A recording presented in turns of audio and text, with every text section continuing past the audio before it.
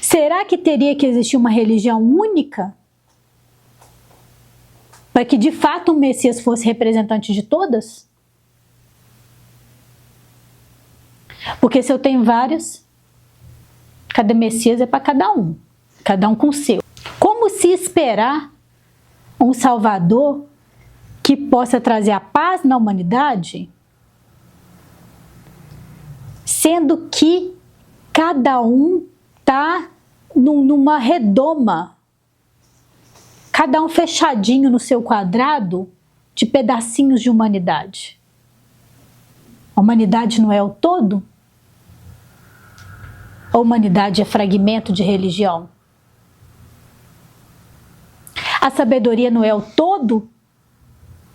Ou a sabedoria é fragmento de religião? É essa questão que a teosofia coloca.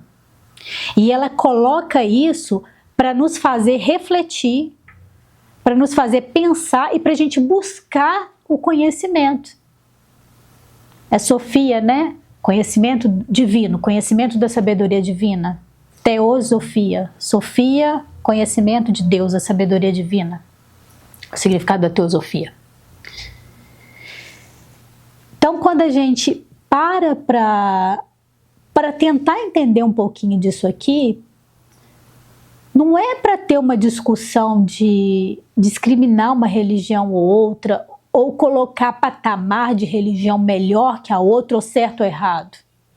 Não é certo ou errado. É a gente buscar o que está em tudo e que muito se assemelha. O que muito se assemelha traz um quê de verdade, você concorda comigo? Sabe quando você está pesquisando a vida de alguém? Ah, estou pesquisando a vida do fulano, que eu estou interessada nele, mas eu preciso saber um pouquinho que tipo de pessoa que é. Aí eu pego opinião com um, opinião com outro, opinião com outro, opinião com outro. Pera aí que eu estou pesquisando que 10 está pouco, eu preciso mais gente para me falar do fulano. O que eu estou fazendo? Eu estou querendo ver se aquilo mesmo tem um fundo de verdade. Concorda comigo que se eu conversar só com uma pessoa, aquela pessoa pode estar totalmente parcial? E ela chegou e me falou a verdade dela. Ah, fulano fez isso, aprontou comigo. E tocou uma verdade. Mas aí se eu converso com 10, com 20, com 30, aí eu comecei a abrir minha mente. Não, tá, pode ter errado ali, mas aqui ele foi legal. Aqui foi bacana. Não, legal. Sim, beleza. Eu consegui ter eu apuro os fatos, né? A teosofia ela vai nessa linha aí. É uma linha de você buscar o que a história traz pra gente de informação, de sabedoria, o que esses profetas trouxeram, essa questão dos messias, né? As pessoas que trabalham como mensageiros de Deus. Parece que ele vem com o propósito de passar essa mensagem. E é sempre muito interessante porque eles não acordam na infância, não. Eles acordam em uma determinada circunstância da vida. Por exemplo, Maomé foi com 40 anos. Então, Maomé teve uma vida normal, né? Um pastor, mas mercador, mas uma vida normal, aparentemente normal, tranquilo. E com 40 anos ele se ilumina. Aí ele passa a se colocar como um restaurador da mensagem de Deus. Não se opondo nem ao cristianismo, nem ao judaísmo. Ele não se opõe, né? O Islã ele não vem em oposição. Ele vem em restauração. É o que eles se colocam dessa forma. Ele vem restaurar essa sabedoria. O que é? É nos fazer lembrar de quem nós somos. Da mesma forma que os outros vieram. Estou tentando te lembrar. E será que todos nós carregamos essa sabedoria em nós mesmos, e só nos falta acordar? Será que a gente vai ter esse momento também de acordar? Também de olhar para essa questão da religiosidade com mais proximidade de Deus, com mais respeito? Percebam que todos esses profetas que a gente está falando aqui, ou eles conversam com Deus ou com o mensageiro direto dele. Ou é anjo Gabriel, ou é o próprio Deus. Né? Ele tem um mensageiro ali, mas é direto ali, muitas vezes. Então, será que todos nós, como seres criados de Deus, né? Criaturas divinas, nós como seres, criaturas divinas, será que todos nós guardamos inerte essa sabedoria também, e que só nos falta despertar? A gente só precisa de acordar para isso? Até na cabala judaica, né, para quem prefere cabalá, e o espiritismo também traz isso, ele traz a evolução. E nessa evolução, ele fala da evolução da consciência, né? Que a consciência, ela nasce como mineral, evolui para vegetal, para animal, humano, espírito divino. É assim que eles colocam, né? É uma complexidade de evolução da consciência. Como que ela evolui?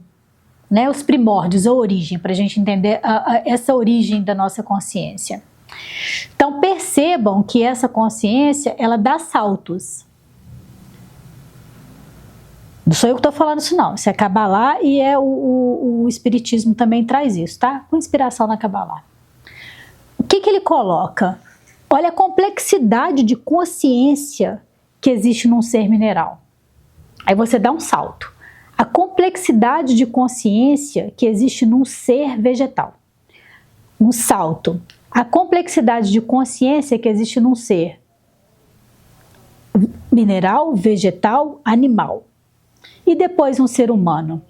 Olha como que essa consciência, ela evolui em complexidade. Ela evolui de uma forma tão extraordinária. É um crescimento que ele é um salto. É um salto. E agora nós estamos indo para a quinta dimensão, que é o que tem gente que fala que é Honda, tem gente que fala que é dimensão. Então você tem primeira dimensão de consciência, né? Vai ter a quinta dimensão de consciência, que aqui para a gente aparece como espírito. Mas a gente coloca aqui uma quinta dimensão de consciência, que é um salto que a humanidade vai dar. Um salto muito grande em consciência. Aí vem os estudos, né? Estudos científicos, estudos de programadores, que estão vendo aí uma consciência forjada na tecnologia. Qual que é a consciência forjada na tecnologia que eu tenho? A inteligência artificial. Então já estão despontando as colocações de que esse próximo salto seria aqui com a inteligência artificial. Um salto de nível de consciência. Helena Blavatsky coloca isso no livro dela, né? Na Doutrina Secreta. Ela coloca isso como uma coisa inimaginável. Porque como o livro foi escrito por volta de 1870, você tinha uma limitação, né? Até de palavras de entendimento. Como que você explica em 1870 que a humanidade, a consciência vai dar um salto, mas que esse salto seria de uma forma inimaginável? Ela só põe dessa forma, de forma inimaginável. Então nós estamos aí na beira de um abismo. Por que eu falo abismo? Porque a gente está diante do inimaginável. A gente está diante de um salto de consciência. Aqui, ó. Se você olhar para trás, você vai comparar o ser humano com o animal. Qual a consciência que habita em você comparada com a consciência de um cachorro, por exemplo? Qual que é essa diferença de complexidade? O quão complexo você, como ser consciente, perto de um animal? O quão complexo um animal é perto de um ser vegetal? Qual que é a complexidade de consciência? E agora, diante dessa quinta dimensão de consciência, o quão complexa ela vai ser diante de nós humanos?